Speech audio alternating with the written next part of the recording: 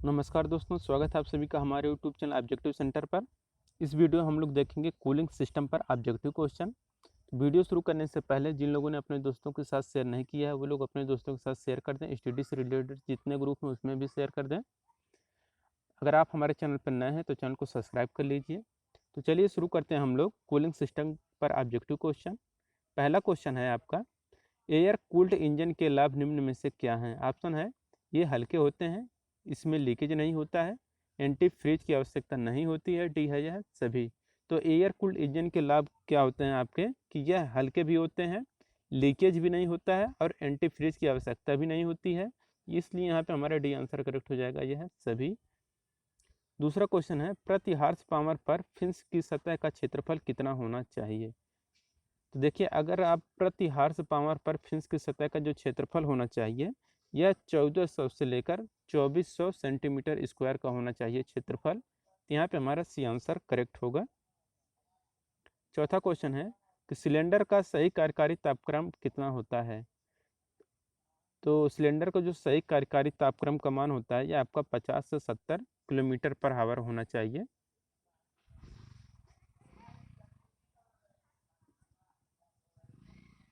Radiator के जोड़े किसके द्वारा जोड़े जाते हैं, किसके द्वारा बनाए जाते हैं। तो रेडिएटर के जो जोड़े रहते हैं यह जो बनाए जाते हैं यह आपका सोल्डर के द्वारा बनाया जाता है, यानी कि सोल्डरिंग द्वारा बनाए जाते हैं रेडिएटर के जोड़े। पांचवा क्वेश्चन है कि इंजन रेडिएटर में ताप का संचरण किसके द्वारा होता है। ऑप्शन है संवहन, संचारण, विकिरण, डी है यह सभी। तो इंजन रेडिएटर में जो ताप का संचरण होता है यह आपका संवहन द्वारा होता है, यानी कि कन्वेक्शन के द्वारा होता है।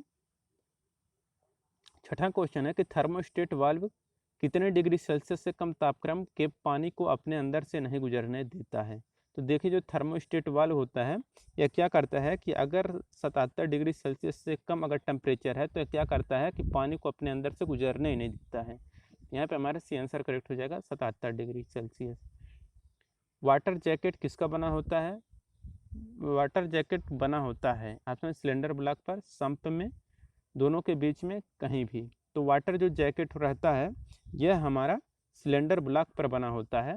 यहाँ पे हमारा ए आंसर करेक्ट हो जाएगा, सिलेंडर ब्लॉक पर वाटर जैकेट बना होता है। आठवां क्वेश्चन है कि प्रयोग में आने वाले जमाव रोधी पदार्थ क्या हैं। ऑप्शन है wood alcohol, glycerine, ethylene glycol, D है यह सभी। तो प्रयोग में आने वाले जमाव रोधी जो पदार्थ रहते हैं यह वुड एल्कोहल, ग्लिसरीन और एथिलीन ग्लाइकॉल इन सभी के से बनाए जाते हैं, मतलब प्रयोग में आते हैं जमावरोधी पदार्थ के रूप में। यहाँ पे हमारा डी आंसर करेक्ट हो जाएगा, यह सभी।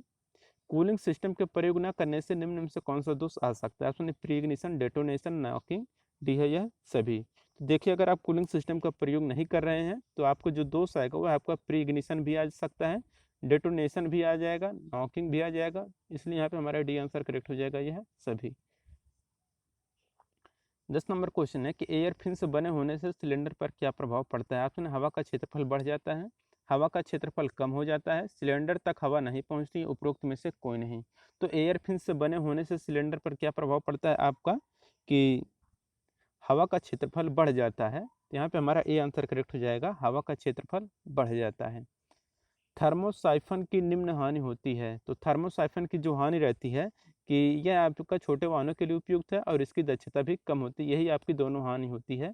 यहाँ पे हमारा सी आंसर करेक्ट हो जाएगा, ए और बी दोनों।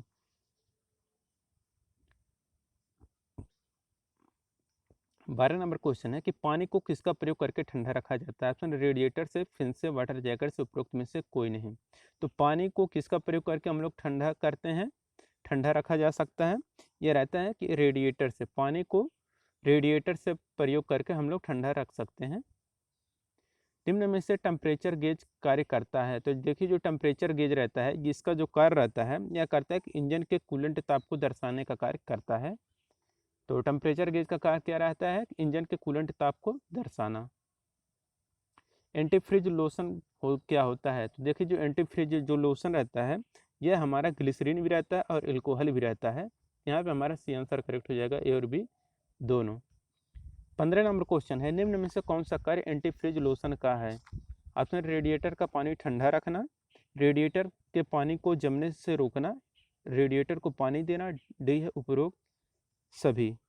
तो देखिए, जो एंटी फ्रिज लोशन का जो कार्य होता है, ये कार्य रहता है कि रेडिएटर के पानी को जमने से रोकना, इसका काम रहता है एंटी फ्रिज लोशन का। तो रेडिएटर के अगर पानी को जमने से रोकना है, इसीलिए हम लोग क्या करते हैं, एंटी फ्रिज लोशन का प्रयोग करते हैं। 16 नंबर क्वेश्चन है आपका कि इंजन के अधिक गर्म होने का कारण निम्न में से क्या हो सकता है। ऑप्शन है इंजन का जाम होना, बिल्कुल, अगर इंजन जाम है तो भी आपका इंजन गर्म हो सकता है। अगर प्री इग्निशन हो रहा है तो भी आपका इंजन गर्म हो सकता है। वाल्व टाइमिंग अगर सही नहीं है तो भी आपका इंजन गर्म हो सकता है। इसलिए यहाँ पे डी आंसर करेक्ट हो जाएगा, उपरोक्त सभी। रेडिएटर बना होता है, तो देखिए जो रेडिएटर का जो मटेरियल रहता है, यह आपका बनाया जाता है, तांबे का भी बनाया जाता है और पीतल का भी बनाया जाता है। इसलिए यहाँ पे हमारा डी आंसर करेक्ट हो जाएगा, ए और बी दोनों। 18 नंबर क्वेश्चन है, एयर कूल्ड इंजन सिलेंडर के बाहर बनी पत्तियां क्या कहलाती हैं। ऑप्शन है प्लेट, कैम, फिंस, उपरोक्त में से कोई नहीं। तो एयर कूल्ड इंजन सिलेंडर के बाहर जो बनी पत्तियां होती हैं, यह कहलाता है फिंस कहलाता है। यहाँ पे हमारा ए आंसर करेक्ट हो जाएगा कि एयर कूल्ड इंजन सिलेंडर के बाहर जो बनी पत्तियां होती हैं उससे हम लोग फिंस बोलते हैं। थर्मोस्टेट वाल्व कहाँ फिट रहता है।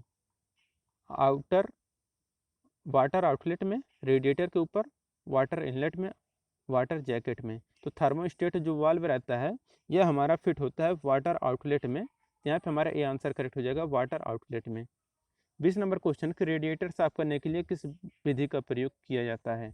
तो अगर आपको रेडिएटर साफ करना है तो इसके लिए हम लोग जो विधि यूज करते हैं वह विधि रहता है रिवर्स फ्लशिंग।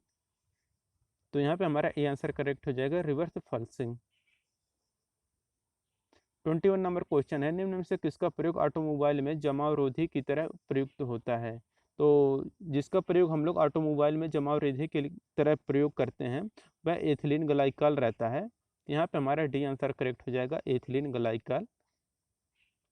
पर्याप्त कूलिंग न करने से इंजन में कौन सी समस्या आती है। उसमें सीजिंग, प्रीग्निशन, नॉकिंग, डी है यह सभी। तो अगर आप पर्याप्त कूलिंग नहीं कर रहे हैं तो इंजन में क्या हो सकता है आपका कि सीजिंग भी हो सकता है, प्रीग्निशन भी हो सकता है, नॉकिंग भी हो सकता है। तो इसलिए यहाँ पे हमारा डी आंसर करेक्ट हो जाएगा, उपरोक्त सभी। 32 नंबर क्वेश्चन है कि इंजन को बाहरी रूप से धोने से क्या फायदा होता है। ऑप्शन इंजन के पुर्जों के संभावित नुकसान का पता चल जाता है, इंजन में जंग नहीं लगता है, इंजन की कूलिंग अच्छी होती है, डी है यह सभी। तो इंजन को अगर बाहरी रूप से धोने का फायदा ये होता है कि इंजन के पुर्जे जो होते हैं संभावित नुकसान का पता चल जाता है, इंजन में जंग भी नहीं लगता और इंजन की कूलिंग भी अच्छी हो जाती है। इसलिए यहाँ पे हमारा डी आंसर करेक्ट हो जाएगा, उपरोक्त सभी। 24 नंबर क्वेश्चन है कि निम्न में से एंटी फ्रिज कौन सा कार्य करता है। आपको बताना है इसमें कि एंटी फ्रिज का कार्य कौन सा होता है। ऑप्शन एक, रेडिएटर को जंग से बचाना। दूसरा है कि इंजन को ज़्यादा ठंडक करना। तीसरा है आपका कि रेडिएटर में पानी की खपत कम करना। चौथा है आपका कि रेडिएटर का पानी जमने से रोकना। जैसा कि नाम से यह स्पष्ट है कि अगर आपका एंटी फ्रिज है तो क्या करेगा, जमने से रोकने का कार्य करता है। यानी कि रेडिएटर का पानी जमने से रोकने का कार्य कौन करेगा, एंटी फ्रिज। इसलिए यहाँ पे हमारा डी आंसर करेक्ट होगा। 25 नंबर क्वेश्चन है कि किस साधन में एयर कूल्ड इंजन का प्रयोग करना गलत होगा। तो जिस साधन में एयर कूल्ड इंजन का प्रयोग करना गलत होगा वह रहेगा हमारा बस। तो यहाँ पे हमारा सी आंसर करेक्ट हो जाएगा, बस। 26 नंबर क्वेश्चन है, एयर कूल्ड इंजन में सिलेंडर के बाहर बनी संरचना क्या कहलाती है। ऑप्शन है वेब्स, प्लेट, फिन्स, सिम्स। तो एयर कूल्ड इंजन में सिलेंडर के बाहर बनी जो संरचना होती है यह फिन्स कहलाता है। शायद ये क्वेश्चन पहले भी आ चुका है। 27 नंबर क्वेश्चन है कि थर्मोस्टेट वाल्व का कार्य क्या होता है। तो देखिए थर्मोस्टेट जहाँ भी आएगा इसका मेन काम होता है टेम्परेचर को मेंटेन करना, यानी कि ताप को नियंत्रित, कंट्रोल करना या नियंत्रित रखना। यहाँ पे ऐसे कौन सा ऑप्शन दिख रहा है कि तापमान को नियंत्रित करने का। यहाँ पे 27 का बी आंसर दिख रहा है कि रेडिएटर के जल के ताप को नियंत्रित करने का कार्य कौन करता है, थर्मोस्टेट वाल्व। तो रेडिएटर के जल के ताप को नियंत्रण रखने का कार्य थर्मोस्टेट वाल्व का कार्य करता है। 28 नंबर क्वेश्चन है कि रिवर्स फ्लशिंग विधि का प्रयोग किया जाता है। तो रिवर्स फ्लशिंग विधि का जो प्रयोग करते हैं ये हम लोग करते हैं कि रेडिएटर को साफ करने के लिए। तो यहाँ पे 28 का बी आंसर करेक्ट हो जाएगा, रेडिएटर को साफ करने के लिए रिवर्स फ्लशिंग विधि का प्रयोग करते हैं। 29 नंबर क्वेश्चन है कि रेडिएटर में पानी की प्रवाह की दिशा कैसी होती है। तो रेडिएटर में पानी के प्रवाह की जो दिशा होती है यह क्या होता है आपका कि ऊपर से तली की ओर होता है। तो यहाँ पे हमारा सी आंसर करेक्ट हो जाएगा, रेडिएटर में पानी के प्रवाह की दिशा ऊपर से तले की ओर होता है। 30 नंबर क्वेश्चन है कि रेडिएटर पंखा हवा को कैसे व्यवहारित करता है। ऑप्शन है बाएं से दाएं, आगे से पीछे, पीछे से आगे, दाएं से बाएं। तो रेडिएटर पंखा हवा को जो व्यवहारित करता है यह आगे से पीछे की ओर करता है। यहाँ पे हमारा बी आंसर करेक्ट हो जाएगा, आगे से पीछे की ओर। 31 नंबर क्वेश्चन है कि रेडिएटर पंप का कार्य निम्न में से क्या है। ऑप्शन है पानी को उबालने से बचाना, पानी को ठंडा करना, जल को परिचालित करना, डी है यह सभी। तो रेडिएटर पंप का जो कार्य होता है यह होता है कि जल को परिचालित करने का कार्य रेडिएटर पंप का कार्य होता है।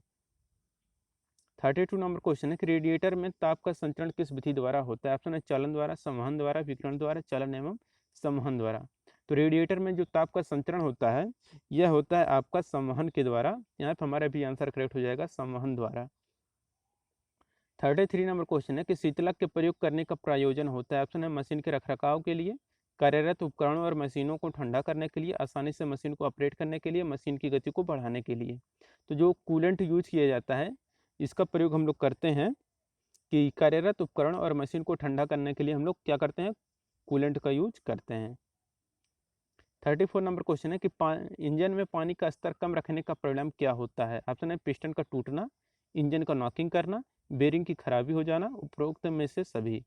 तो इंजन में अगर पानी का स्तर कम है तो इसका रिजल्ट जो आता है यह आता है कि आपका कि पिस्टन भी टूट सकता है, इंजन में नॉकिंग भी हो सकती है, बेरिंग की खराबी भी हो सकती है। इसलिए यहाँ पे हमारा डी आंसर करेक्ट हो जाएगा, उपरोक्त सभी। 35 नंबर क्वेश्चन है कि रेडिएटर में ताप स्थानांतरण की विधि होती है। ऑप्शन है चालन, संवहन, चलन तथा संवहन, चलन, संवहन और विकिरण।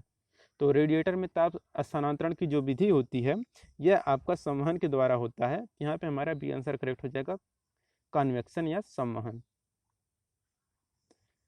ऑटोमोबाइल इंजन में थर्मोस्टेट का कार्य किसके नियंत्रण के लिए किया जाता है। तो देखिए थर्मोस्टेट मतलब क्या है, आपका टेम्परेचर यहाँ पे फिक्स करेगा, यानी कि ताप के नियंत्रण के लिए किया जाता है। लेकिन कौन से ताप के नियंत्रण के लिए करते हैं हम लोग, शीतलन तंत्र का ताप नियंत्रण करने के लिए हम लोग ऑटोमोबाइल इंजन में थर्मोस्टेट का प्रयोग करते हैं। शीतलन तंत्र यानी कि कूलिंग सिस्टम का अगर टेम्परेचर को मेंटेन करना है तो हम लोग वहाँ पे थर्मोस्टेट का प्रयोग करते हैं।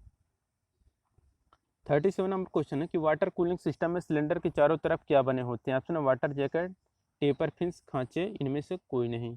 तो वाटर कूलिंग सिस्टम में सिलेंडर के चारों तरफ जो रहते हैं वह हमारा वाटर जैकेट रहता है। यहाँ पे हमारा ये आंसर करेक्ट हो जाएगा, वाटर जैकेट। 38 नंबर क्वेश्चन है कि सोडियम का गलनांक बिंदु कितना होता है। तो सोडियम का जो गलनांक बिंदु होता है यह 98 डिग्री सेल्सियस होता है। यहाँ पे हमारा ये आंसर करेक्ट हो जाएगा, 98 डिग्री सेल्सियस। रेडिएटर किसका बना होता है। तो जो रेडिएटर रहता है यह हमारा तांबा और पीतल दोनों का बनाया जाता है। शायद ये क्वेश्चन आ चुका है, इसलिए यहाँ पे हमारा डी आंसर करेक्ट हो जाएगा। ए और बी दोनों सही है। रेडिएटर जो रहता है ये आपका पीतल और तांबा का बनाया जाता है।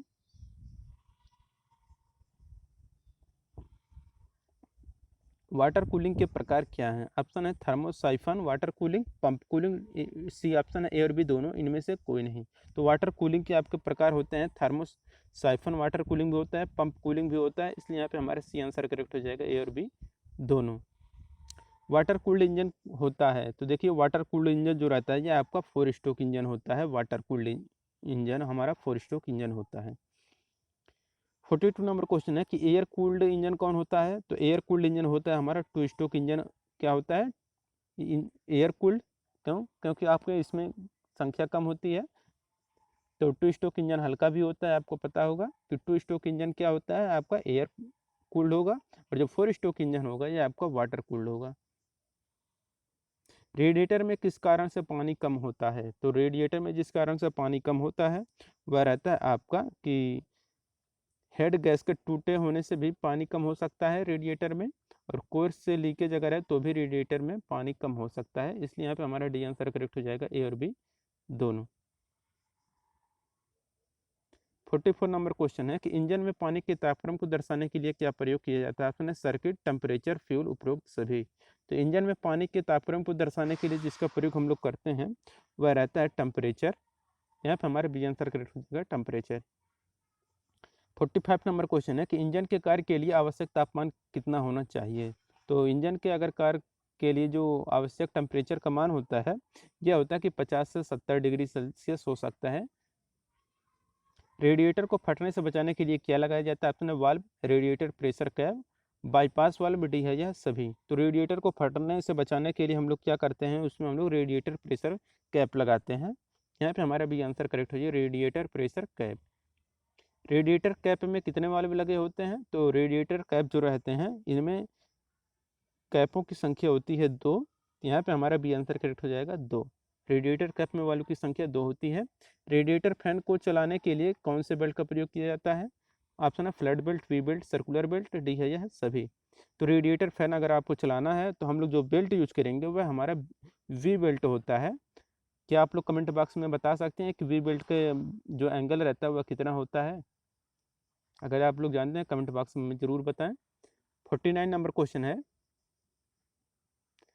कि जब थर्मोस्टेट वाल्व बंद होता है तो पानी बहता है। तो जब थर्मोस्टेट वाल्व बंद होता है तो जो पानी बहता है ये हमारा बाईपास वाल्व से बहता है। तो यहाँ पे हमारा डी आंसर करेक्ट हो जाएगा, बाईपास वाल्व से बहता है। थर्मोस्टेट वाल्व लगा होता है तो देखिए जो थर्मोस्टेट वाल्व रहता है यह हमारा सिलेंडर हेड में लगाया जाता है। तो यहाँ पे हमारा बी आंसर करेक्ट हो जाएगा। थर्मोस्टेट वाल्व जो हमारा रहता है ये हमारा सिलेंडर हेड पे लगाया जाता है। बाईपास वाल्व कहाँ लगा होता है? तो जो बाईपास वाल्व होती है सिलेंडर ब्लॉक में लगाया जाता है। 52 नंबर क्वेश्चन है कि वाटर पंप का वह भाग जो पानी को तेज गति से सिलेंडर ब्लॉक में भेजता है क्या होता है? Option impeller, fan, bypass, radiator. तो वाटर पंप का वह भाग जो पानी को तेजी से सिलेंडर ब्लॉक में भेजता है वह हमारा इम्पेलर होता है। यहाँ पे हमारा ये आंसर करेक्ट हो जाएगा इम्पेलर। वैक्यूम वाल्व खुलती है तो जो वैक्यूम वाल्व रहती है यह हमारा 0.035 से 0.07 किग्रा पर सेंटीमीटर स्क्वायर पर खुलती है। इतने पे अगर दाब है तब खुलेगा। 54 नंबर क्वेश्चन है कि रेडिएटर को चोक होने पर साफ करने के लिए किसका प्रयोग किया जाता है? ऑप्शन अम्ल, जल, हवा, डी है यह सभी। तो रेडिएटर के चोक होने पर साफ करने के लिए हम लोग जो प्रयोग करेंगे वह हमारा जल रहता है। यहाँ पर हमारा बी आंसर करेक्ट हो जाएगा जल। बिना पंप का वाटर कूलिंग सिस्टम क्या कहलाता है? उसमें thermosiphon, thermo station, regulating system, इनमें से कोई नहीं। तो बिना पंप का वाटर कूलिंग सिस्टम जो रहता है ये हमारा थर्मोसाइफन कहलाता है। यहाँ पे हमारा ए आंसर करेक्ट हो जाएगा थर्मोसाइफन। वाटर पंप को शक्ति प्रदान किया जाता है किसके द्वारा? तो वाटर पंप जो रहता है इसको हम लोग जो शक्ति प्रदान करते हैं वह क्रैंक शाफ्ट के द्वारा प्रदान करते हैं। वाटर कूलिंग के लिए प्रयोग क्या होता है? तो वाटर कूलिंग के लिए हम लोग प्रयोग करते हैं सोडियम का। वाटर कूलिंग में रेडिएटर के पाइप ठंडे होते हैं। तो वाटर कूलिंग में रेडिएटर के जो पाइप रहते हैं यह ठंडे होते हैं हवा के माध्यम से। यहाँ पे हमारा बी आंसर करेक्ट हो जाएगा हवा से। शीतलक मिलाया जाता है तो जो शीतलक रहता है यह हमारा कार्यरत उपकरण को ठंडा करने के लिए मिलाया जाता है।